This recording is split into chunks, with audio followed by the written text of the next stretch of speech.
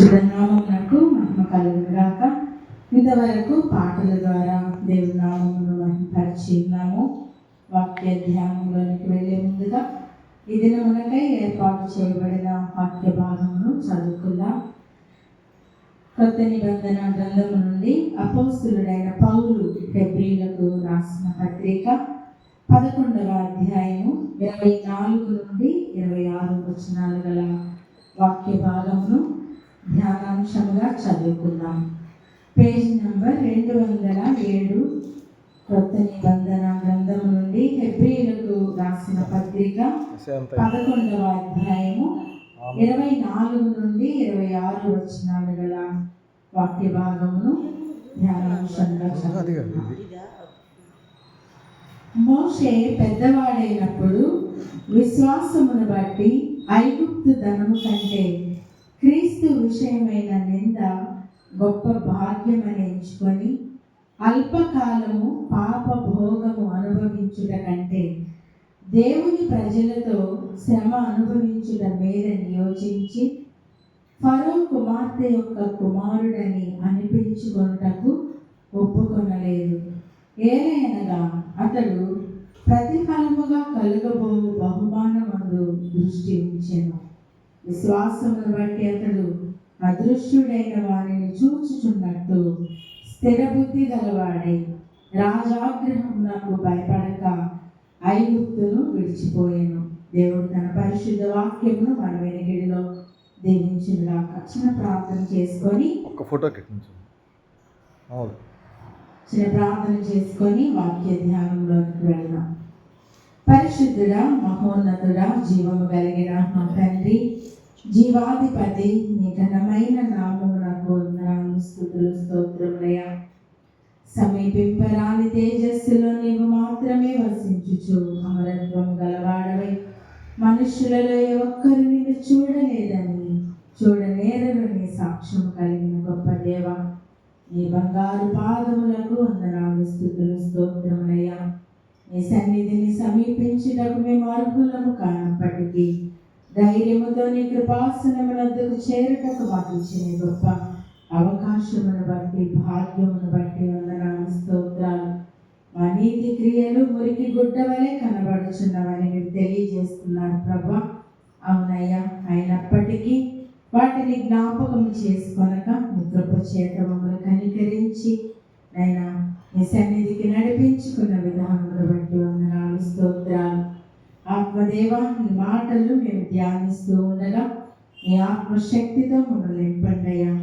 యెహోవా ఆత్మ జ్ఞాన వివేకములకు ఆధారమగు ఆత్మని వాక్యము తెలియజేసిన రీతిగా అతి ఆత్మతో మమ్మల్ని నింపి, మీ జ్ఞానముతో మమ్మల్ని నింపి నైనా మీ నోటి బోరగా మమ్మల్ని వాడుకొని మహిమ పొందమని నైనా వినగల చెవిని, గ్రహించగల మనస్సును, శుద్ధ హృదయాలను అందరికీ దయచేయమని ప్రార్థిస్తూ ఈ సిలువ చాటున నన్ను మరుగుపరిచి మీరే మాతో మా అందరితో మాట్లాడమని యేసయ్య పరిశుద్ధ నామంలో ప్రార్థించి అడిగి వేడుకొచ్చున్నాం తండ్రి, ఆమేన్. దేవుని నామమునకు మహిమ కలుగును గాక. ఈ సమయాన్ని దేవుడు మనకు అనుగ్రహించిన విధానాన్ని బట్టి దేవాది దేవునికి ముందుగా కృతజ్ఞతాస్తుతులు చెల్లించుకుంటూ చేరవచ్చిన సంఘమునకు యేసుక్రీస్తు నామంలో వందనాలు తెలియజేస్తున్నాను. అందరూ బాగున్నారా? దేవుని కృపలో వర్ధిల్లుతున్నారా? దేవుని వాక్యాన్ని ప్రతిదినము భుజిస్తూ ఆయన వాక్యానుసారముగా జీవిస్తున్నారని, ఆ వాక్యము మనల్ని ఎంతగానో బలపరుస్తుందని, ఆదరిస్తుందని నేను విశ్వసిస్తున్నాను. ప్రకటన గ్రంథంలో ఒక మాట ఉంటుంది, ఆ పుస్తకము నాకు దొరికినప్పుడు నేను దాన్ని భుజించాను, నోటికి అది ఎంతో మధురంగా ఉంది, కానీ కడుపుకు చేదైంది. దేవుని వాక్యము వింటున్నప్పుడు తీయగా బాగా రుచిగా ఉంటుంది, కానీ ఆచరించే టైంలో అది చేదుగా అనిపిస్తుంది. అయినప్పటికీ కూడా చేదైన అదిగా కనబడుతున్నప్పటికీ అది కొంతమందికి, నశించుచున్న వారికి, మనకైతే అది దేవుని శక్తిగా ఉంది కదా. అలాగున ప్రతిదినము మీరు వాక్యాన్ని పూజిస్తున్న విధానాన్ని బట్టి దేవుని ఎంతగానో స్తుతిస్తూ మహిమపరుస్తూ ఉన్నాను. వాక్య లేఖనాల్లోకి మనం వెళదాము. హెబ్రీలకు రాసిన పత్రికలో మనము ఈ మాటలు మనం చదువుకున్నాం. క్రైస్తవ జీవితము నిరీక్షణ కలిగిన జీవితం. అన్ని జనులకు ఇటు నిరీక్షణ లేదు కదా, మనకు ఒక నిరీక్షణ ఉంది. మనము వాక్యం అంటుంది, మీరు క్రైస్తవులైనందుకు సిగ్గుపడవద్దు. ఎందుకంటే క్రైస్తవ జీవితము శ్రమలతో కూడిన జీవితం. అట్టి జీవితాన్ని కలిగినప్పటికీ మనకు ఒక నిరీక్షణ ఉందని, ఆ నిరీక్షణతో మనం ముందుకు కొనసాగుతూ ఉంటాం. అందుకే చాలామంది క్రైస్తవులుగా అవ్వడానికి ఇష్టపడరు. ఎందుకంటే క్రైస్తవులుగా మనం ఉంటే ఆ శ్రమలు పడాలి, ఆ కష్టాలు పడాలి, అన్నిటికీ తగ్గించుకోవాలి, ఓర్చుకోవాలి, అన్నిటిని ఆపుకోవాలి. ఇంత బాధ ఎందుకు? లోకంలో మనం ఉందే ఒకే ఒక్క జీవితం కదా. ఈ ఒక్క జీవితాన్ని అన్నిటిని అణుచుకొని, అన్నిటిని వదులుకొని ఆడ జీవిస్తాము. అన్నీ అనుభవించాలి కదా, ఒకే ఒక్క జీవితంలో సంతోషంగా జీవించాలి కదా అని క్రైస్తవులని పిలువబడడానికి కొంతమంది ఇష్టపడరు. కానీ క్రైస్తవులుగా మారిన వాళ్ళు, క్రైస్తవ జీవితాన్ని కలిగి ఉన్నవాళ్ళు, వారికి ఒక నిరీక్షణతో వారు బ్రతుకుతూ ఉంటారు.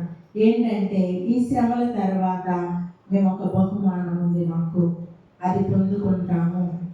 దేవుడు మాకు ఒక కిరీటాన్ని ఉంచాడు, ఒక పరలోక రాజ్యాన్ని ఉంచాడు, అక్కడ నిత్య సంతోషం ఉంది. కాబట్టి అది పొందుకోవాలంటే ఈ లోకంలో మేము శ్రమ పడాలి, శ్రమ అవసరమే అని అనుకొని క్రైస్తవులుగా మారేవాళ్ళు చాలామంది ఉన్నారు. అది క్రైస్తవ జీవితం యొక్క నిరీక్షణ ఏంటంటే మనకు ఒక బహుమానం. అలాగున జీవించాలని ఎందరో భక్తులు తమ జీవితాలను త్యాగం చేసి ఉన్నారు. ఎందరో భక్తులు విశ్వాసముతో ముందుకు కొనసాగారు, ఎన్నో ఇబ్బందులు పడ్డారు, ఎన్నో బాధలు అనుభవించారు. తమ ప్రాణాలకు కూడా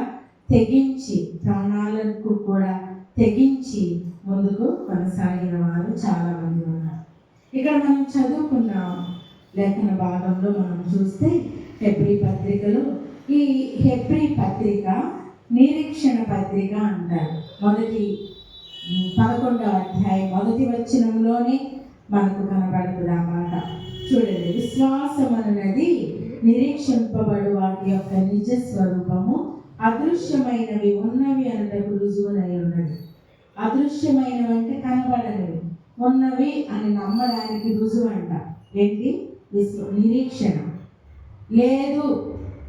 ఇక్కడ మనం నిలబడి ఉన్నాము, మైక్ పట్టుకొని ఉన్నాను నేను, నా చేతిలో మైక్ లేకుండా నేను మైక్ ఉన్నట్టుగా పట్టుకొని ఇట్లా కనబడుతున్నాను అనుకో, నా చేతిలో మైక్ ఉంది అంటే మీరు నమ్ముతారా? ఎందుకు? కనబడట్లా కదా. కానీ లేకపోయినప్పటికీ ఉంది అని నమ్మడమే విశ్వాసం. అది మనకి నిరీక్షణ కలుగు చేస్తుంది. ఏంటంటే అది ఉన్నట్టుగానే ఊహించుకుంటే అది మనం దేవుని దగ్గర నుండి పొందుకున్నాము అన్న నిరీక్షణ. అది ఎక్స్ప్లెయిన్ చేయడానికి చాలా కష్టము, కానీ నిరీక్షణ అనేది లేనిది ఉన్నది అనడానికి రుజువు అన్నమాట. లేదు అని, అది లేకపోయినప్పటికీ ఉంది అని నమ్మడానికి రుజువు. అయితే చూడండి, ఇక్కడ ఎందరో విశ్వాస వీరులు ఇక్కడ మనకు కనబడతారు. విశ్వాస వీరులు కేవలం వాళ్ళు చూడకపోయినప్పటికీ, దాన్ని పట్టుకోకపోయినప్పటికీ, దాన్ని అనుభవించినప్పటికీ కూడా మేము అనుభవిస్తాము, చూస్తాము, అక్కడ ఉంటాము అని నమ్మి ఎన్నో కష్టాలు పడ్డారు. అదే ఈ పత్రిక, హెబ్రీ పత్రిక 11వ అధ్యాయంలో ఆ విశ్వాసుల జాబితా మనకు కింద కనబడుతుంది. 1వ వచనం నుండి ఆఖరి వచనం దాకా కనబడి 12వ అధ్యాయం 1వ వచనంలో ఉంటుంది. ఈ గొప్ప సమూహము, ఏ గొప్ప సమూహము అంటే విశ్వాసుల యొక్క గొప్ప సమూహము అని మనకు 12వ అధ్యాయం 1వ వచనంలో కనబడుతుంది. ఇంత గొప్ప సాక్షి సమూహము మేఘము వలె మనల్ని ఆవరించి ఉన్నందున మనము కూడా ప్రతి భారమును సులువుగా చిక్కులు పెట్టు పాపమును విడిచిపెట్టి విశ్వాసమునకు కర్తయు దానిని కొనసాగించువాడనైన యేసు వైపు చూచుచు మన ఎదుట ఉంచబడిన పందెములో ఓపికతో పరుగులు. ఇంత గొప్ప సాక్షి సమూహం, గొప్ప సాక్షి సమూహం మనల్ని మేఘంలాగా ఆవరించి ఉంది కాబట్టి మనం కూడా ఎటువంటి పాపం మనల్ని చిక్కులు పెడుతున్నా, ఎటువంటి కష్టాలు మనల్ని ఆవరించి ఉన్నా, వీళ్ళందరూ ఎట్లా జయించుకున్నారు, మనము కూడా అలాగే జయించుకోగలము యేసుక్రీస్తునందు అని ఈ వచనం మనకు తెలియజేస్తాం. చూడండి, అలాగా విశ్వాస వీరులందరూ కూడా విశ్వాసముతో జీవించి నిరీక్షణ కలిగి లోకంలో జీవించారు. వారి యొక్క నిరీక్షణ మనం కూడా కలిగి ఉన్నాం. ఈ నిరీక్షణ మనల్ని సిగ్గుపరచదు.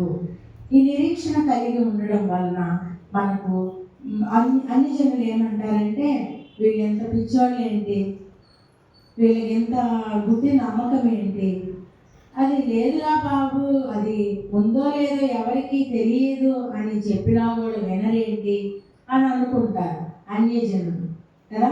పరలోకం మనం చూసామా, దేవుణ్ణి మనం చూసామా, అయినప్పటికీ చూడనప్పటికీ ఎందుకు ప్రార్థన చేస్తున్నాం?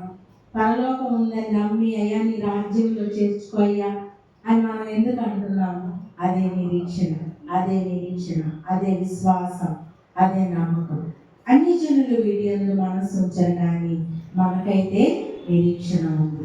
ఇక్కడ మోషే భక్తుల గురించి మనం కొన్ని విషయాలు నేర్చుకున్నాం. చూడండి, మోషే పెద్దవాడైనప్పుడు విశ్వాసమును బట్టి ఐగుప్తు ధనము కంటే క్రీస్తు విషయమైన నింద గొప్ప భాగ్యమని ఎంచుకొని అల్పకాలము పాప భోగము అనుభవించుట కంటే దేవుని ప్రజలతో శ్రమ అనుభవించుట మేలని యోచించి ఫరో కుమార్తె యొక్క కుమారుడని అనిపించుకోవడానికి ఒప్పుకొనలేదు. ఏలయనగా అతడు ప్రతిఫలముగా కలుగబో బహుమానమందు దృష్టి ఉంచాడు. చూడండి, దానికి ఏదైతే వదులుకున్నాడో, దేనికోసమైతే శ్రమ పడ్డాడో, ఎందుకు ఆ శ్రమ పడ్డాడంటే ప్రతిఫలముగా ఒక బహుమానం ఉంది అని ఆయన విశ్వాసం ఉంచాడు. అందుకనే ఫరో కుమార్తె యొక్క కుమారుడని అనిపించుకోవడానికి ఆయన ఇష్టపడలేదంట. చిన్నవాడుగా ఉన్నప్పుడు ఫరో కుమార్తె దగ్గర పెరిగాడు. ఆ భోగాలన్నీ అనుభవించి ఉంటాడు కదా. ఫరో కుమార్తె అంటే, ఫరో అంటే ఎవరు? ఆ దేశంలో రాజు. ఆ రాజు యొక్క కుమార్తెకు ఏమైనా లోటు ఉంటుందా? ఆమెకు ఒకే ఒక్క లోటు ఉంది. ఏంటది? పిల్లలు లేరు. ఆ లోటుని మోషే తీర్చాడు. మోషేని పెంచుకోవడం వల్ల ఆ లోటు ఆమెకి తీర్చబడి, ఆమెకున్న భోగాలన్నీ కూడా ఎవరు అనుభవిస్తారు? కుమారులే కదా, పిల్లలే కదా. ఎవరైనా తల్లిదండ్రులు ఆస్తిపాస్తులు కలిగి ఉన్నారంటే తదనంతరం ఎవరు అనుభవిస్తారు? పిల్లలే. అయితే అంత గొప్ప భాగ్యం ఉంది ఆయనకి, మోషేకి. రాజు యొక్క స్థానాన్ని పొందుకోవలసిన వ్యక్తి మోషే.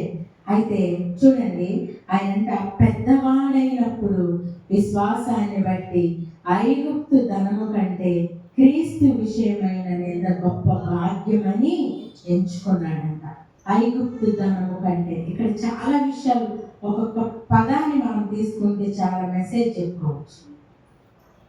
మోషే పెద్దవాడైనప్పుడు అంటే చిన్నవాడిగా ఉన్నప్పుడు ఎక్కడ పెరిగాడంటే ఐగుప్తులో, పాపకరమైన పరిస్థితుల్లో, పాపపు తలంపులున్న ఆ ప్రదేశంలో చిన్నవాడిగా తెలియని వాడిగా ఉన్నప్పుడు పెరిగాడు, కానీ పెద్దవాడైనప్పుడు తెలుసుకున్నాడు.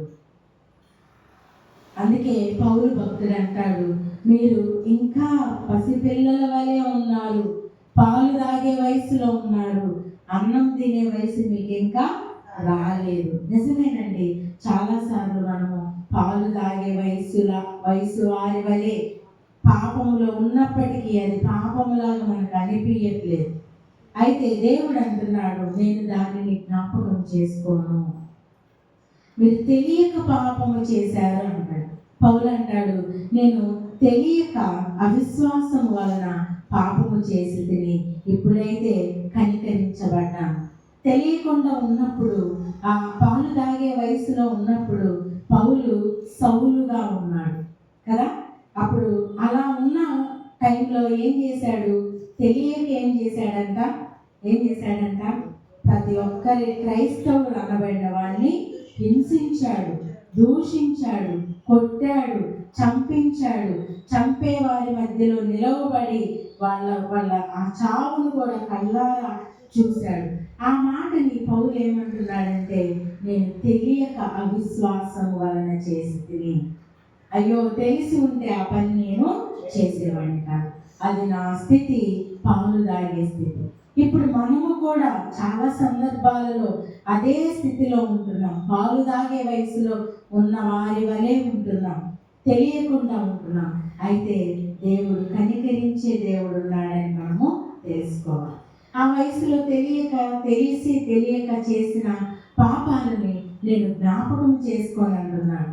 మీరు ఆ అజ్ఞాన కాలంలో ఉన్నారు. ఇప్పుడైతే అంతగా మారు మనసు పొందవాలని నేను కోరుచున్నానని దేవుడు తెలియజేస్తా ఉన్నాడని. చూడండి, తెలియని వయసులో ఉన్నప్పుడు ఐగుప్తులో ఉన్నాడు, కానీ పెద్దవాడైనప్పుడు అది ఐగుప్తు ధనము నాకు మంచిది కాదు, అది పాపపు స్వభావము కలది, అది దేవునికి ఇష్టమైనది కాదు, అది దేవునికి ఆయాసకరమైనది. కాబట్టి ఆ ధనాన్ని నేను అనుభవించే కంటే నా ప్రజలతో నిందలు, శ్రమలు అనుభవించడం మేలని యోచించుకున్నాడంటండి. ఈరోజు మనము క్రైస్తవులుగా పిలువబడుతున్నాము. శ్రమ వచ్చిందంటే, కష్టం వచ్చిందంటే, అయ్యో నాకు ఎందుకు వచ్చింది ఈ శ్రమ, నేను దేవుణ్ణి నమ్ముకొని ఉన్నాను కదా, దేవుణ్ణి కలిగి ఉన్నాను కదా, అన్యజనులకు వలె నాకు ఎందుకు రావాలి అని మనము దేవుణ్ణి దూషించే వారిగా ఉంటున్నామేమో. ఆ భాగ్యాన్ని ఎందుకు పోగొట్టుకోవాలి? దేవుణ్ణి నమ్ముకున్నంత మాత్రాన వదులుకోవాలా, శ్రమలు పడాలా అని చాలాసార్లు మనకు ఆలోచనలు వస్తాయి కదా. కానీ అది ఐగుప్తు ధనము కంటే దేవుని ప్రజలతో నింద అనుభవించడం నాకు మేలని, గొప్ప భాగ్యమని ఆయన ఎంచుకొని అల్పకాల పాప భోగము అనుభవించడం కంటే దేవుని ప్రజలతో శ్రమ అనుభవించడం మేలని యోచించుకున్నాడు. ఈ భోగాలన్నీ కూడా అల్పకాలము, ఇవి కొద్ది కాలమే, ఇవి మనల్ని ఒక మంచి స్థానంలో ఉంచవు, అవి దేవునికి ఆయాసకరంగా ఉంటాయి. కాబట్టి వాటిని అనుభవించడం నాకు ఇష్టం లేదు అని అనుకొని ఫరో యొక్క కుమార్తె యొక్క కుమారుడనని అనిపించుకోవడానికి ఆయన ఇష్టపడలేదండి. చూడండి ఎన్ని ఉన్నాయి ఆ ఐగుప్తు ధనంలో, ఆ భోగాలలో, ఆ పాప భోగాలలో ఎన్ని ఉన్నాయి, ఎన్ని స్థానాలు ఉన్నాయి ఆయనకి. చూడండి, ధనం ఉంది, భోగాలు ఉన్నాయి, తర్వాత ఒక అధికారి, ఒక రాజు యొక్క కుటుంబంలో ఉన్నాను అన్న పేరు, ఇవన్నీ కూడా పోగొట్టుకోదగినవి కావు. అర్థమవుతుందా? ఇవన్నీ కూడా వదులుకోదగినవి కావు. చాలామంది ఏమంటారంటే, నీకేమన్నా పిచ్చి పట్టిందా, ఇవన్నీ వదులుకుంటున్నావు నువ్వు కదా అంటారు కదా లోకస్తులు. దేవుడే అనుమతించాడు అనుకో, అవునా? దేవుడే నీకు అదృష్టంగా ఇస్తే నువ్వు ఎందుకు వాటిని వదులుకుంటున్నావు కదా. చాలామంది అడిగే ప్రశ్న ఇది. దేవుడే నీకు ఇచ్చాడేమో అనుభవించమని, దేవుడు ఇచ్చిన అవకాశాన్ని ఎందుకు పోగొట్టుకుంటున్నావు కదా. కానీ మోషే భక్తుడు దానిలో పాపం ఉందని తెలుసుకున్నాడు, అది దేవునికి ఆయాసకరమైందని తెలుసుకున్నాడు, దేవునికి ఇష్టం లేనివని తెలుసుకున్నాడు. నీకున్న వాటిని నువ్వు అనుభవిస్తూ ఇది దేవుడే నాకు ఇచ్చాడని అనుకుంటున్నావేమో, కానీ అందులో పాపం ఉందేమో గమనించుకో. దానిలో దేవునికి ఆయాసకరమైన ఉన్నవేమో ఒకసారి గమనించుకో. మోషే తెలుసుకున్నాడండి పెద్దవాడైనప్పుడు. పిల్లవాడిగా ఉన్నప్పుడు ఇది గొప్ప భాగ్యమని అనుకున్నాడు. కానీ ఇదిగో ఇశ్రాయేలు ప్రజలతో ఉంటే వెట్టి చాకరీలు చేయాల్సి వస్తుంది. ఇశ్రాయేలు ప్రజలతో ఉంటే మూలగాల్సి వస్తుంది. సంతోషం అనేదే లేదు వారితో ఉంటే. చూడు, దేవుడు నీకు ఒక అదృష్టాన్ని ఇచ్చాడు. ఏంటంటే తీసుకెళ్ళి నిన్ను ఫరో ఇంటిలో పెట్టాడు. లోకము చాలా భయంకరమైనదండి. నిన్ను ప్రోత్సాహపరుస్తుంది పాపానికి. అది దుష్టుడు ఆ వెలుగుదూత వేషం వేసుకొని వచ్చి ఇదిగో దేవుడు నీకు ఇచ్చాడు అనుభవించు అని చెప్తుంది. కానీ దానిలో పాపం ఉందని గ్రహించుకో. ఆదాము హవ్వలను కూడా అలాగే మోసం చేసింది అపవాది కదా. ఇది నిజమా? మీరు దేవదూతల వల్లే ఉంటారని మీకు తెలియదా? ఇది తింటే అలా ఉంటారని దేవుడు మిమ్మల్ని తినొద్దని చెప్పాడు. చూడండి, మీరు ఆ కష్టాల్లోకి మిమ్మల్ని పంపించాలని ఐగుప్తుని వదులుకోమని చెప్తున్నాడు. ఎంత గొప్ప భాగ్యాన్ని వదులుకుంటావా నువ్వు? అపవాది యొక్క ప్రేరేపణ అండి అది. కానీ మోషే పెద్దవాడైనప్పుడు తెలుసుకున్నాడు, తన వయసులో తెలుసుకున్నాడు, ఈ ఐగుప్తు ధనము మంచిది కాదు, ఈ ఐగుప్తు లోకము ఇది పాపపు కొలిమి అని తెలుసుకున్నాడండి. ఇది అనుభవించడం కంటే నా ప్రజలతో శ్రమలు, నిందలు, కష్టాలు పడడం గొప్ప భాగ్యం అని ఎంచుకున్నానండి. ఈరోజు మనం అలాంటి వాటిని వదులుకోవడానికి ఇష్టపడుతున్నామా? కొంచెం డబ్బు రాగానే, కొంచెం ఆస్తి పెరగగానే ఇది దేవుడు నాకు ఇచ్చాడని అనుకుంటున్నాను. కానీ అందులో దేవునికి ఆయాసకరమైన ఉన్నవని గ్రహించుకుంటున్నాను. ఇంకా పాలు తాగే వయసులోనే ఉన్నాము. పౌలు అంటున్నాడు, మీరు ఇంకా తెలుసుకొని వారిగా ఉన్నారు, పాలు తాగే వయసులో ఉన్నారు. మీకు అన్నం పెట్టాలని, మీకు బలమైన ఆహారం పెట్టాలని అనుకున్నా కూడా అది మీకు అరగదంట. అరిగే వయసు కాదంట అది కదా. చిన్న పుట్టిన పిల్లలకి కొన్ని నెలల వరకు మనం ఒక సంవత్సరం వరకు పాలు తాగిస్తారు కదా. అది వారికి ఈజీగా డైజెస్ట్ అయిపోతుంది. అదే వయసులో మనం అన్నం పెడితే వారికి చాలా కష్టం, వాళ్ళకి డైజెస్ట్ అవ్వదు, అరగదు కదా. మరి ఆ వయసుకి తగిన ఆహారం మనం పెడతాం కదా. ఆ వయసుకు తగిన ఆహారం తింటేనే సేఫ్, లేకపోతే కష్టం, ప్రమాదాలు జరుగుతాయి. అలాగున చూడండి, ఐగుప్తులో ఉన్నప్పుడు పాలు తాగే వయసులో ఉన్నాడు. అది అతనికి అర్థం కాలేదు. కానీ అన్నం తినే, బలమైన ఆహారం తినే వయసు వచ్చింది, తెలుసుకున్నాడు. ఈరోజు నువ్వు బలమైన ఆహారం తినే వయసులో ఉన్నప్పటికీ నీకు అర్థం కావట్లేదు. చాలామంది ఆ వృద్ధితనంలో ఉన్నారండి. చాలామంది ఆ ముసుగులో ఉన్నారు. దేవుడు నాకు ఇచ్చాడు, నేను అనుభవించాలి, దేవుడే అనుమతించాడు, దేవుడు అనుమతించకుండా నాకు వచ్చినాయి ఇవన్నీ అని అనుకుంటారు చాలామంది. కానీ అందులో ఆయాసకరమైన ఉన్నవేమోనని గ్రహించుకోమని దేవుడు హెచ్చరిస్తూ ఉన్నాడని. చూడండి, ఫరో యొక్క కుమారుడనని అనిపించుకొనుటకు ఒప్పుకొనలేదంట. అంత భాగ్యాన్ని ఆ మోషే భక్తుడు వదులుకున్నాడండి. ఎందుకంటే అతడు ప్రతిఫలముగా కలగబోవు బహుమానమందు దృష్టి పెట్టాడు. ఇది అనుభవించిన తర్వాత బహుమానం ఏమీ లేదు, కానీ నా ప్రజలతో శ్రమ అనుభవిస్తే నాకు ఒక బహుమానం ఉంది, ఆయన రాజ్యంలో నాకు స్థానం ఉంది, దేవుడు మాకు వాగ్దానం చేశాడు. ఏంటంటే వాగ్దాన భూమికి మిమ్మల్ని చేరుస్తానన్నాడు, కనాను దేశాన్ని మీకు ఇస్తానన్నాడు, దాన్ని స్వాధీనపరచుకోమని అబ్రహాముతో వాగ్దానం చేసిన దేవుడు. ఆ వాగ్దానం చేసిన దేవుడు నమ్మదగిన దేవుడు. కాబట్టి ఆ దేవుని కోసం ఈ ఐగుప్తు ధనాన్ని నేను వదులుకుంటాను. ఈ ఫరో యొక్క కుమార్తె యొక్క కుమారుడనని నేను అనిపించుకోను, అది నాకు ఇష్టం లేదు అని వదులుకున్నాడండి తన ప్రజలకు.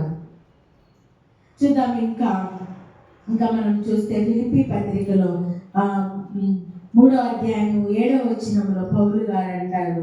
చూడండి, ఫిలిప్పీ పత్రిక 3వ అధ్యాయము 7వ వచనంలో చూస్తే, అయినను ఏవేవి నాకు కరములై ఉండెనో, పేజ్ నెంబర్ 180, ఫిలిప్పీ పత్రిక 3వ అధ్యాయము 7వ వచనం మనం చూస్తే అపోస్తలుడైన పౌలు అంటున్నాడు, అయినను ఏవేవి నాకు లాభకరములై ఉండెనో వాటిని క్రీస్తు నిమిత్తము నష్టముగా ఎంచుకొంటిని.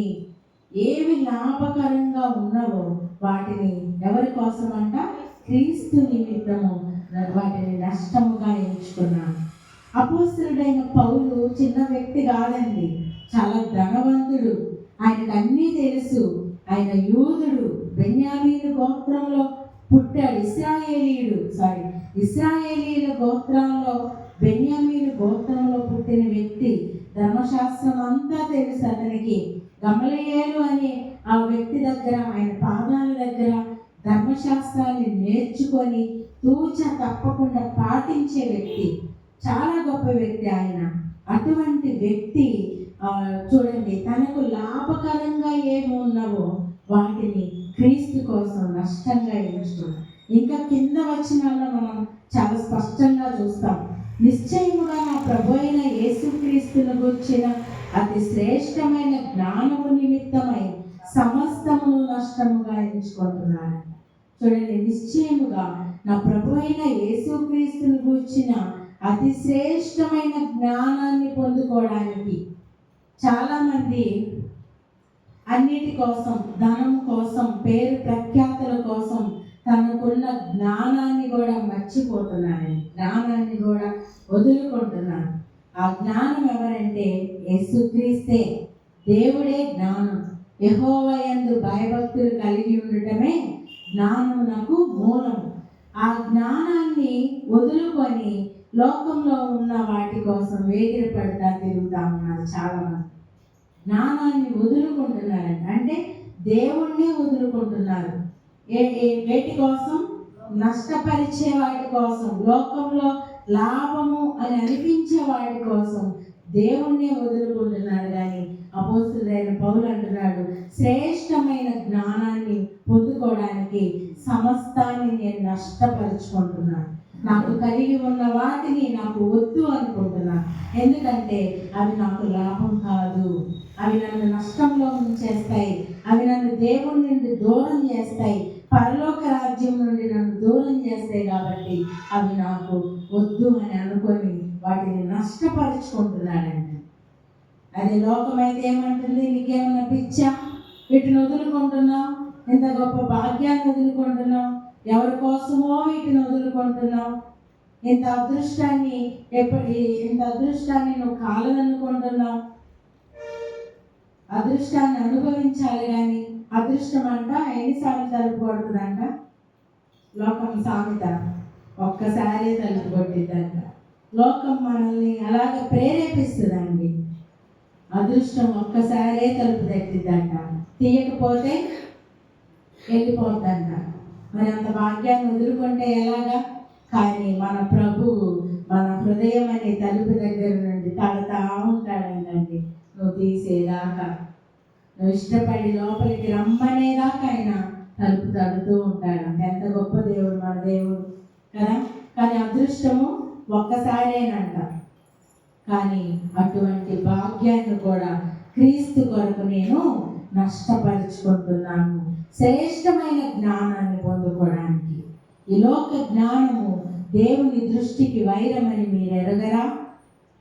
ఈ లోకముతో స్నేహము చేయవాడు నాకు శత్రువగును. చూడండి, ఈ లోక జ్ఞానము దేవుని దృష్టికి వైరం. అటువంటి జ్ఞానాన్ని వదులుకొని శ్రేష్టమైన జ్ఞానాన్ని పొందుకోవడానికి సమస్తమును నష్టముగా ఎంచుకుంటున్నానని పౌలు భక్తుడు తెలియజేస్తున్నారు. అలాగే చూడండి 9వ వచనంలో, క్రీస్తుని సంపాదించుకొని ధర్మశాస్త్ర మూలమైన నా నీతిని గాక క్రీస్తునందరి విశ్వాసము వలనైన నీతి, అనగా విశ్వాసమును బట్టి దేవుడు అనుగ్రహించు నీతి గలవాడనై ఆయన యందు అగపడు నిమిత్తము. ఏంటంట? ధర్మశాస్త్రము వలన పొందుకున్న నీతి అది నీతి కాదు. ఆయన నీతిగా బ్రతికాడు, ధర్మశాస్త్ర ప్రకారము నీతిగా బ్రతికాడు, నిష్ఠగా బ్రతికాడు పౌలు.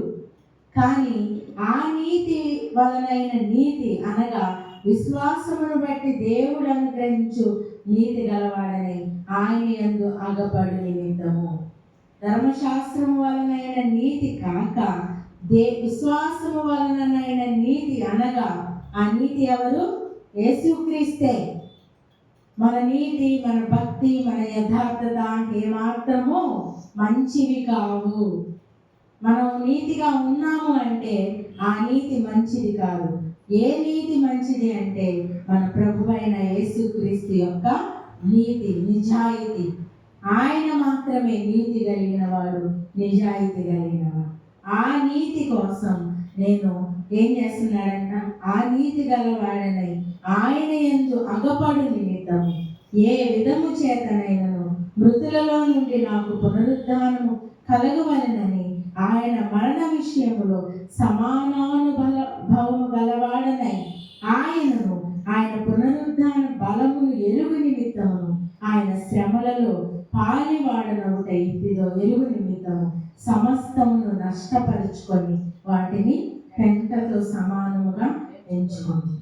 ఇక్కడ ఏమేం పొందుకోవాలని అనుకుంటున్నాడు యేసుక్రీస్తునందు అపోస్తలుడైన పౌలు? ధనము కాదండి, ఐశ్వర్యం కాదు, పేరు ప్రఖ్యాతలు కాదు. ఏం పొందుకోవాలనుకుంటున్నాడంట? మరణ విషయంలో సమానానుభవము. మరణ విషయంలో సమానానుభవము, మరణ విషయంలో సమాన అనుభవము. యేసుక్రీస్తు ఎలా మరణించాడు? నీతిగా ఉండి మరణించాడు. దానితో సమానంగా ఉండాలని ఆశపడ్డాడండి పౌలు. చాలామంది మరణిస్తారు. ఎలాగా అంటే దుష్క్రియల ద్వారా. నీతిగా ఉన్నామని అనుకుంటూ బ్రతుకుతూ మరణిస్తారు. ఆ మరణంలో సమాన అనుభవం కాదండి. యేసుక్రీస్తు ఆయన దేవుని కుమారుడై ఉండి దేవునితో కూడా ఉండుట విడిచిపెట్టకూడని భాగ్యమని ఎంచుకోకుండా ఆయన లోకానికి రిక్తునిగా వచ్చి, దరిద్రుడిగా వచ్చి ఎలాగ చనిపోయాడో అలాంటి నీతి కలిగి మరణించాలన్న ఆ ఆశ కలిగి ఉన్నాడంటండి. మరణ విషయంలో ఎవరైనా సమాన అనుభవం పొందుకుంటారండి? చనిపోయే విషయంలో నేను కూడా అట్లాగే చనిపోవాలి, నేను కూడా చనిపోవాలి అని అనుకుంటారా? ఎవరు అనుకోరు. మరణ విషయంలో సమానంగా ఉండడం ఏంటండి? కానీ పౌలు భక్తుడు యేసుక్రీస్తు నీతి కలిగిన వాడు. ఆ నీతి నేను కూడా కలిగి ఆయనలాగే మరణించాలని అనుకున్నాడు. తర్వాత ఆయన శ్రమలలో పాలివాడు నలుట ఎట్టిదో. ఆయన శ్రమలు ఎలా పొందాడో అలాంటి శ్రమలు నేను కూడా పొందాలి. ఎవరైనా శ్రమ పడడానికి ఇష్టపడతారా? అది కూడా ఏ తప్పు చేయకుండా. యేసు ప్రభు ఏ నేరము చేయలేదంట, ఏ దోషం ఆయనలో లేదంట, అయినా కూడా ఆయన సిలువ వేశాను. మరి అలాంటి మరణం, అలాంటి శ్రమ మనం కూడా పడాలని అనుకుంటామా? ఎవరైనా మనల్ని ఊరికే తిట్టారనుకోండి, ఊరికే మనల్ని బాధ పెట్టారనుకోండి, ఒప్పుకుంటామా? కానీ ప్రభు ఒప్పుకున్నాడండి, ఇష్టపడ్డాడు. ఊరికే అన్యాయంగా నన్ను తిట్టారు అని మనం ఏదేదో చేస్తాం, ఇష్టపడము దాన్ని ఒప్పుకోవడానికి. కానీ మన ప్రభువు నోరైనా తెరవలేదంటండి. దూషింపబడి బదులు దూషించలేదు, శ్రమ పెట్టబడి ఎదురాడలేదంట. ఆయన రక్తము కారునంతగా, శిలువ మరణము పొందునంతగా ఆయన విధేయత చూపించాడంట. శిలువ మరణం అంటే శాపకరమైనది, అది శాపగ్రస్తమైనది. నేను శాపగ్రస్తున్నా? నేను ఎంత మంచివాడిని, ఎంత నీతి గలవాడిని? నన్ను శిలువ మరణానికి అప్పగిస్తారా? కొట్టండి, తిట్టండి, నేనేమో అనను. కానీ సిలువ వేసేది ఏంటి అన్నాడు ఆయన? అనలేదండి. మనమైతే నన్నేమైనా అను, కానీ నా నిజాయితీని, నా నీతిని మాత్రం అంటే ఒప్పుకోను అంటాం కదా మనం. కానీ మన ప్రభువు అటన్నిటి నిమిత్తమై సిలువ మరణాన్ని అనుభవించాడు. అటువంటి మరణంలో నేను పాలిభాగస్తున్నాను అంటున్నాడు పౌలు. ఎందుకు? క్రీస్తుని సంపాదించుకోవడానికి, నిరీక్షణ కలిగి ఈ లోకంలో జీవించి కలుగబోవు బహుమానం పొందుకోవడానికి అటువంటి శ్రమల్లో నేను పాలిభాగస్తున్నాను.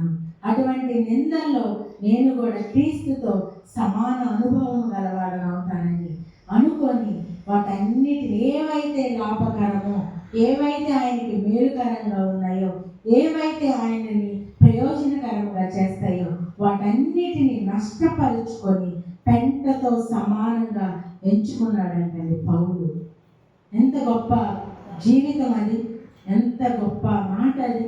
అందుకే అంటాడు, నేను క్రీస్తుని పోలి నడుచుకున్న ప్రకారము మీరును నన్ను పోలి నడుచుకోండి. ఆ మాట మనం చెప్పగలుగుతామా?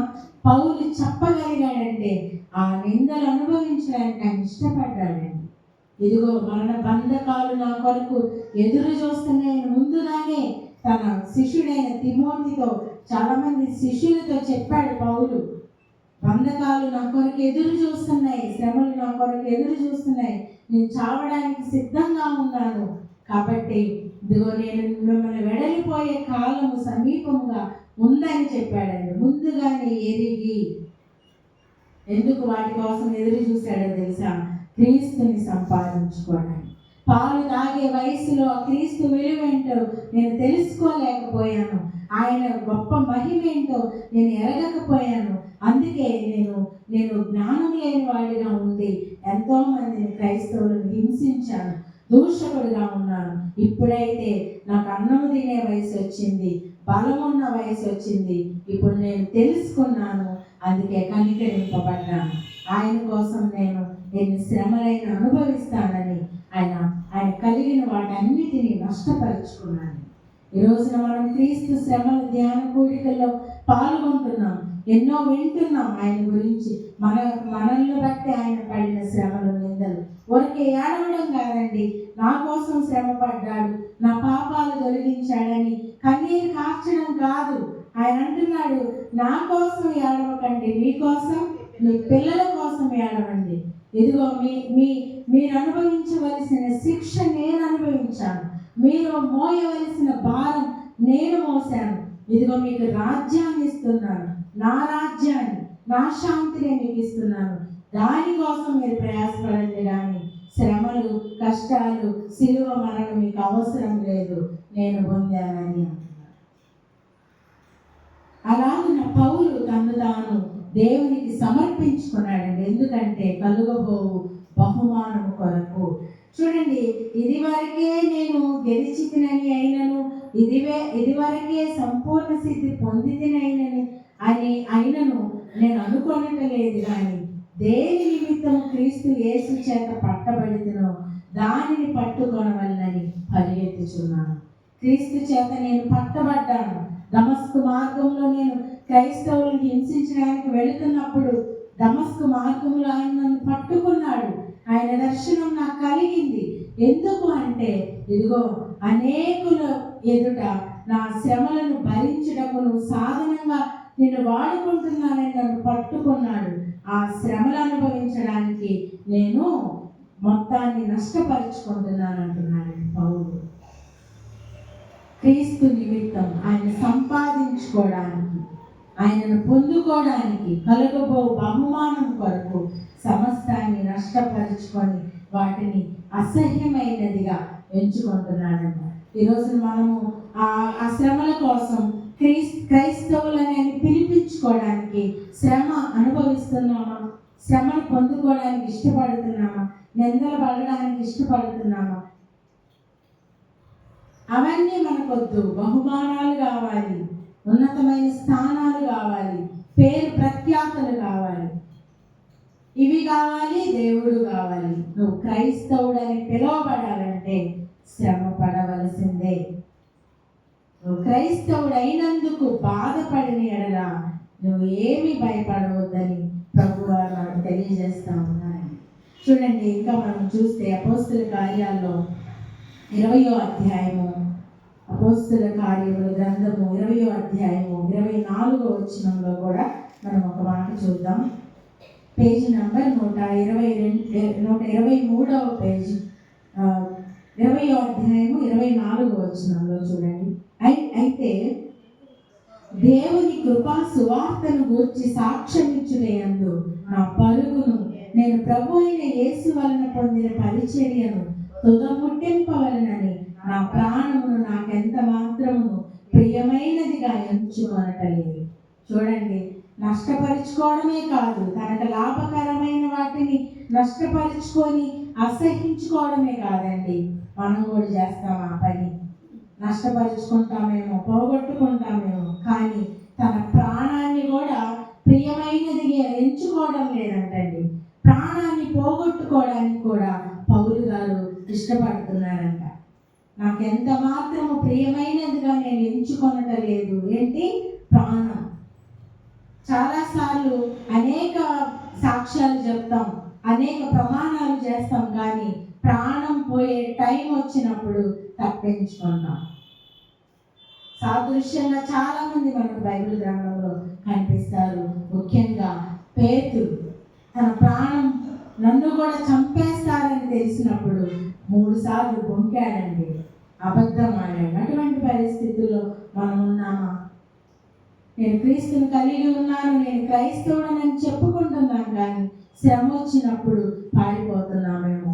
కానీ పౌలు అంటున్నాడండి, ఇదిగో కృపా సువార్తను నేను ప్రకటించడానికి నేను పొందిన పరిచర్యను, నేను ఏదైతే నిర్ణయించుకున్నాను, క్రీస్తు కొరకు నేను కష్టపడాలి, అనేక ఆత్మలను సంపాదించాలి, ఆయన పరిచర్యలో ముందుకెళ్ళాలని ఏ నిర్ణయం అయితే తీసుకున్నానో ఆ నిర్ణయాన్ని తుది శ్వాస వరకు తుదముట్టించాలని అనుకొని ఈ టైంలో, ఈ కాలంలో, ఈ ప్రయాణంలో నాకు ఒకవేళ ప్రాణం పోయే పరిస్థితి వచ్చినా కూడా నేను నా ప్రాణాన్ని ప్రియమైనదిగా ఎంచుకోను. నా ప్రాణం పోయినా పర్వాలేదు, ఆయన కృపా సువార్తను నేను ప్రకటిస్తాను. ఈరోజున చాలామంది దేవుని యొక్క పిల్లలు, దేవుని యొక్క సేవకులు తమ ప్రాణాలని విడిచిపెడుతున్నారండి. ఎన్నో బాధలు పడుతున్నారు. మనమైతే చాలా సేఫ్గా కూర్చొని వింటున్నాం, కానీ న్యూస్ చూడండి, ఎందరినో క్రైస్తవులు అనబడిన వారిని, ఎందరినో దేవుని సేవకులను హింసించి చంపేస్తున్నారు. తమ ప్రాణాలను పోగొట్టుకుంటున్నారండి క్రీస్తుని సంపాదించుకోవడానికి. ఊరికే మనం ఫ్యామిలీ కింద కూర్చొని నేను పాట పాడితే చాలు, క్రైస్తవుడిని, వాక్యం చదివితే చాలు, ప్రార్థనలో కాసేపు కూర్చుంటే చాలు, నాకు పరలోక రాజ్యం వచ్చిందంటే అది పొరపాటే. శ్రమ పడాలి. నీకు అప్పగించిన పనిలో శ్రమ వస్తే అది అనుభవించవలసిందే. ప్రాణం పోయినా పర్వాలేదు అనుకున్నప్పుడే మనం క్రీస్తుని సంపాదించుకుంటాం.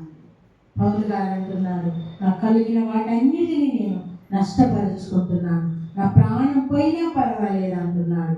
నాకు కలిగిన వాటిని పెంటతో సమానంగా ఎంచుకుంటున్నాను. ఇలా జరగడం వల్ల మనం ఏది ఊరకే కష్టపడమండి, దాని వెనక ఏముందంట? బహుమానం ఉంది, కిరీటం ఉంది. ఊరకే మనం శ్రమ పడట్లేదు. ఆ శ్రమ దేవుడు ఊరకే అనుమతించట్లేదు. అది నిరీక్షణ లేనిది కాదు, అది సిగ్గుపరిచేది కాదు. మనకి ఆ నిరీక్షణ ఉంది. ఏంటంటే కలుగబో బహుమానం. మనకి బహుమానాన్ని సిద్ధపరిచాడండి. శిష్యులు అంటారు, ప్రభువా మాకు సమస్తము కలిగిన వాటిని అన్నిటిని విడిచిపెట్టి నేను వెంబడించాం కదయ్యా, మా జీవనోపాధిని కూడా విడిచిపెట్టాం కదయ్యా, మా పిల్లలను, మా భార్యలను, మా కుటుంబాలను వదిలిపెట్టి నేను వెంబడిస్తున్నాను కదయ్యా, నేను వెంబడిస్తున్నందుకు మాకేంటి ప్రతిఫలం? ఊరికే నేను వెంబడించాలా? నువ్వు మమ్మల్ని వదిలి వెళ్ళినప్పుడు మా పరిస్థితి ఏంటి అంటే, ప్రభు అంటాడు, మిమ్మల్ని నేను అనాథలుగా విడవను, మీ ఎద్దుకు వస్తాను. ఇదిగో మీరు 12 గోత్రాల వారికి ఆ సింహాసనాల మీద కూర్చొని 12 గోత్రాల వారికి తీర్పు తీరుస్తాను. మీకు అధికారం ఇచ్చాను, పరలోకంలో సింహాసనం ఇచ్చాను, కిరీటాలు ఇచ్చాను. మీరు ఊరకే శ్రమ పడరు. మీరు నాతో వచ్చినందుకు మిమ్మల్ని ఒట్టి చేతులతో ఉంచను, మీకు బహుమానం ఇస్తానని ఆయన వాగ్దానం చేశాడండి. ఈ రోజున క్రీస్తు కొరకు ఎవరైతే హింసించబడుతున్నారో, నిందలు పడుతున్నారు, అవమానించబడుతున్నారు, వారి ఊరికే ప్రయాసపడట్లేదండి. ప్రభువునందు మా ప్రయాస వ్యర్థము కాదని ఎరిగి పౌలు అంటాడు తిమోతి పత్రికలో, ప్రభువునందు మా ప్రయాస, మీ ప్రయాస వ్యర్థం కాదు. ప్రభు కోసం మీరు ఏదైతే పోగొట్టుకుంటున్నారో దానికి ప్రతిఫలముగా బహుమానాన్ని పొందుకుంటారని దేవుడు తెలియజేస్తాను. చూడండి, ఒక మాట చదివి నేను ముగిస్తాను. తీతు పత్రికలో 2వ అధ్యాయం 12-13 వచనాలు ఒక మాట ఉంది. చూడండి, తీతు పత్రిక 2వ అధ్యాయము 12-13 వచనాలు. అపోస్తలుడైన పౌలు తీతుకు రాసిన పత్రిక 2వ అధ్యాయము 12-13 వచనాలు.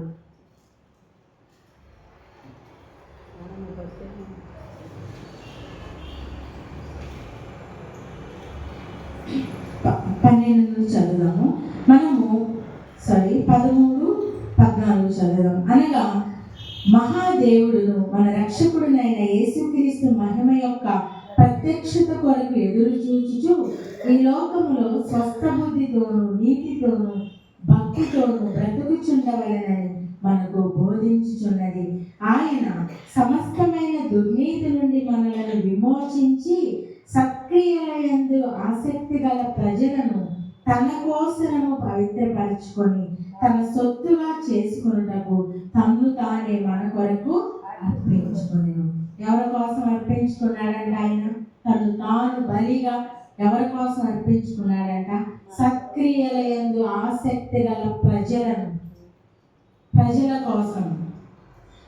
ఏవైతే మంచి పనులు చేస్తే దేవునికి ఘనత వస్తుందో, ఏది నష్టపరుచుకుంటే దేవునికి ఘనత కలుగుతుందో అటువంటి వాటి యందు ఆసక్తి గల ప్రజల కొరకు, అటువంటి వాటి యందు మనసుంచిన వారి కొరకు ఆయన ఏం చేస్తున్నాడంట? సమస్తమైన దుర్నీతి నుండి మనల్ని విమోచించి సత్క్రియల యందు ఆసక్తి గల ప్రజలను తన కోసము పవిత్రపరచుకొని తనకు సొత్తుగా చేసుకోవడానికి తను తానే బలిగా. మనం ఎవరమంట?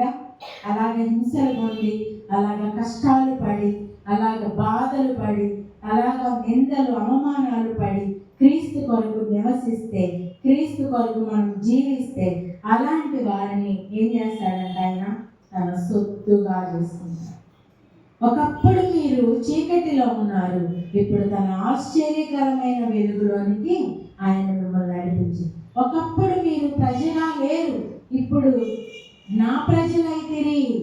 ఒకప్పుడు మీరు దాసులుగా ఉన్నారు, ఇప్పుడు మీరు స్వతంత్రులయ్యారు. ఒకప్పుడు మీరు ఎవరికో అమ్మబడ్డారు, ఇప్పుడు నా కుమారులు నా కుమార్తెలయ్యారని దేవుడు సెలవిస్తున్నారని. మనం ఆయన పిల్లలుగా స్వీకరించబడ్డాం.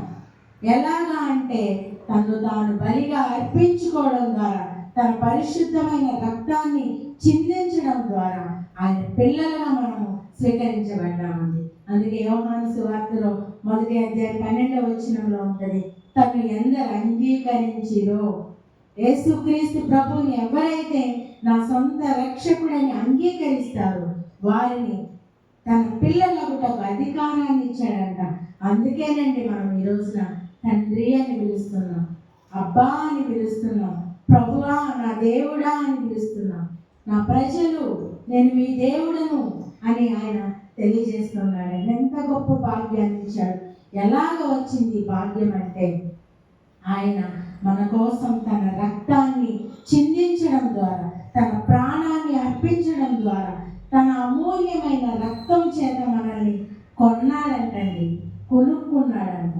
విలువైనది ఏంటి అంటే ఈ లోకంలో విలువైనది ఏంటి? వెండి బంగారముల వంటి క్షయ వస్తువుల చేత మీరు విమోచింపబడలేదు. నిర్దోషమైన నిష్కళంకమైన అమూల్యమైన రక్తము వలన మీరు విమోచించబడ్డారు. రక్తము ప్రాణమండి. ఆ ప్రాణము పెట్టినంతగా మనల్ని ఎవ్వరూ ప్రేమించలేదు. ఒకవేళ మనం ఏదైనా బానిసత్వంలో ఉంటే విడిపించడానికి ఎవరైనా వెలకడతారేమో, ఎంతైనా వెచ్చిస్తారేమో, తన ఇంటి నమ్ము, ఆస్తి నమ్ము, తను కలిగిన దాన్ని అమ్మి మనల్ని విడిపిస్తారేమో, కానీ తన ప్రాణాన్ని ఇచ్చి ఎవరు కూడా మనం విడిపించలేదండి. మన ప్రభు అయిన యేసుక్రీస్తు మాత్రమే తన ప్రాణాన్ని అర్పించాడు. ఆయన కోసం ఏ శ్రమ పడడానికి నువ్వు ఇష్టపడుతున్నావు?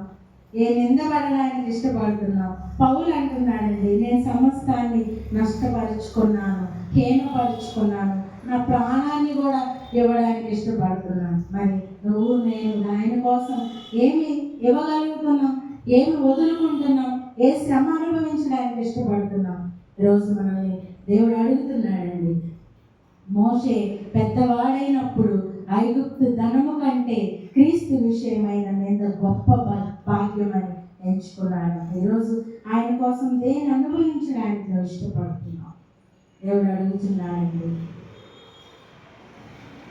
తీసుకుందాం నిర్ణయం. ప్రభా, ఒకవేళ నేను నీ నిమిత్తం దూషించబడుతుంటే, ఎవరి చేత అయినా నిందించబడుతుంటే, నీ నిమిత్తం నేనేమైనా అవమానం పొందుతుంటే ప్రభా, దాన్ని నేను ప్రియముగా ఎంచుకుంటున్నాను. నువ్వు నా కొరకు చేసిన త్యాగంలో ఇది ఏమాత్రపుది ప్రభా. నువ్వు నా కోసం నీ ప్రాణాన్నే ఇచ్చావు. నేను చిన్న వాటిని కూడా వదులుకోలేకపోతున్నాను. అడుగుదామండి, ప్రభువుకి సమర్పించుకున్నాం, కళ్ళు మూసుకున్నాం. ప్రభా, ఇదిగోనైనా ఏవిచ్చినా నీకు సరిపోవయ్యా. వేలాది పొట్టేళ్లను అర్పించిన, ఏడాది గర్భఫలములు నీకు ఇచ్చిన సరిపోవు ప్రభా. ఇదిగో రక్షణ పాత్రను చేతపుచ్చుకొని నీ వద్దకు వచ్చి ఉన్నానయ్యా, నన్ను అంగీకరించయ్యా. అడుగుదామండి. స్తుతులకు పాత్రుడా, స్తోత్రార్హుడా, కీర్తనీయుడా, పూజ్యనీయుడా, సర్వోన్నతమైన స్థలములలో నివసించు గొప్ప దేవాన్ని బంగారు పాదములకు వందనాలు, స్తుతులు, స్తోత్రములు. ఇంతవరకు నైనా మాతో మాట్లాడి ఉన్నారు ప్రభా. నీ ప్రజలైన బిడ్డలు నైనా, నీ కొరకు నైనా జీవించాలని ఆశపడిన బిడ్డలు ప్రభా, ఎన్నిటినో పోగొట్టుకున్నారు, వేటినో నష్టపరుచుకున్నారు, తనకి ఏమి లాభకరమైనవో వాటిని నష్టముగా ఎంచుకున్నారు. ప్రాణము పోవునంతగా ప్రభా నైనా నిన్ను వెంబడించి ఉన్నారు ప్రభా. అలాగున మేము కూడా నైనా మాకు కలిగిన శ్రమలలో, నిందలలో ప్రభా, ఇదిగోనైనా నిన్ను విడిచిపెట్టి వారిగా ఉండకుండా నైనా నిన్ను సంపాదించుకొనుటకు మాకు లాభకరమైన వాటిని నష్టపరుచుకొని మనస్సును మాకు అనుగ్రహించమని ప్రార్థిస్తూ, నేను విన్న వాక్యాన్ని మా జీవితాల్లో ఫలింపచేయమని. ఇదిగో నీ రాకడ ఎంతో సమీపముగా ఉన్నదయ్యా. ఎప్పుడు నువ్వు వస్తావో తెలియదు ప్రభా. ఎన్నో భయంకరమైనవి నేను లోకంలో జరుగుతున్నాయి ప్రభా. యుద్ధములు, భూకంపములు, మనుషులు స్వార్థప్రియులుగా ఉంటారని, ధనాపేక్షలుగా ఉంటారని, వెంకమలాడుగా వారిగా ఉంటారని, తల్లిదండ్రులకు అవిధేయులుగా ఉంటారని, ఇవన్నీ మేము చూస్తున్నాం ప్రభా. నీ రాకడ ఎప్పుడో తెలియదయ్యా. నీ రాకడ వరకు నేను మేము నమ్మకముగా జీవించి నీ రాజ్యమును స్వతంత్రించుకోవడానికి సహాయం చేయమని ప్రార్థిస్తూ, మరణము వరకు నమ్మకముగా ఉండుము, నేను నీకు జీవ కిరీటం ఇచ్చానని వాగ్దానం చేశాడు ప్రభా. అట్టి కిరీటమును పొందుకోవడానికి ఈ లోకంలోనైనా మేము శ్రమలు అనుభవించడానికి నేను సిద్ధ మనసు కలిగిన వారిగా ఉండటకు సహాయం చేయమని ప్రార్థిస్తూ, సమస్త ఘనత, మహిమ, ప్రభావములు మీకు మాత్రమే చెల్లిస్తూ యేసయ్య పరిశుద్ధ నామములో ప్రార్థించి అడిగి వేడుకొనుచున్నాము తండ్రి, ఆమేన్. పరలోకమందున్న మా తండ్రి, నీ నామము పరిశుద్ధపరచబడును గాక, నీ రాజ్యము వచ్చును గాక, నీ చిత్తము పరలోకమందు నెరవేరుచున్నట్లు భూమి యందు నెరవేరును గాక. మన ఆహారం నేడు మాకు దయచేయము, మా రుణస్థులను మేము క్షమించిన ప్రకారము మా రుణములు క్షమించుము, మమ్మల్ని శోధనలోకి కీడును తప్పించుము. ఎందుకంటే రాజ్యము, బలము, మహిమ నిరంతరము మీరే ఉన్నారు తండ్రి, ఆమేన్. నా ప్రాణమా యెహోవాను సన్నతించుము, నా అంతరంగమున సమస్తమా ఆయన పరిశుద్ధ నామమును సన్నతించుము. నా ప్రాణమా యెహోవాను సన్నతించుము, ఆయన చేసిన ఉపకారములను దేనిని మరువకుము, ఆమేన్.